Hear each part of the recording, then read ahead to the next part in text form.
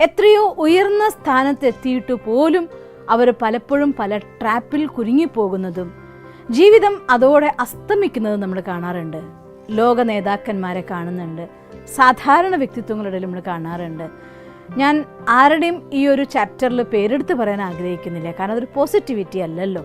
അതുകൊണ്ട് തന്നെ പക്ഷേ സൂചനകൾ കൊണ്ട് നിങ്ങൾക്ക് മനസ്സിലാക്കാവുന്ന കാര്യമേ ഉള്ളൂ എന്തൊക്കെയാണ് ഈ ലോകത്തുനിന്ന് ഇമോഷൻസിനെ കൺട്രോൾ ചെയ്യാൻ പറ്റാത്തതുകൊണ്ട് നടക്കുന്നത്.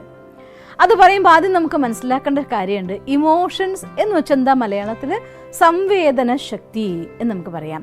മറ്റൊരാളുടെ അനുഭൂതിയെ മനസ്സിലാക്കാൻ കഴിയുന്ന നമ്മുടെ ഉള്ളിലുള്ളതായിരിക്കുന്ന വൈകാരിക ഭാവത്തിനെയാണ് ഇമോഷൻസ് എന്ന് പറയുന്നത്.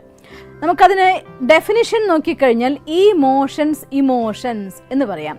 ഊർജം ആവാഹിച്ച വിചാരങ്ങളുടെ പ്രവാഹത്തിനെയാണ് ഇമോഷൻസ് എന്ന പേരിൽ അറിയപ്പെടുന്നത്. ഇംഗ്ലീഷിൽ നമ്മൾ പറയും ഇമോഷൻ.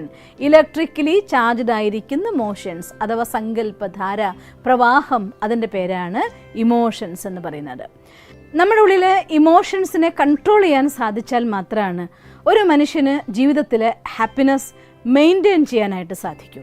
പലപ്പോഴും ഞാൻ പലയിടത്തും വായിച്ചു കേട്ടത് ഓർമ്മിക്കും. ഒരു സക്സസ്സിൽ എത്തിച്ചേരാൻ പലർക്കും സാധിക്കും, എന്നാൽ ആ സക്സസിൻ്റെ ലെവലിൽ മെയിൻറ്റെയിൻ ചെയ്യാൻ അതിന് എല്ലാവരെ കൊണ്ടും സാധ്യമല്ല. അതിനാണ് കൂടുതൽ പരിശ്രമം വേണ്ടത്.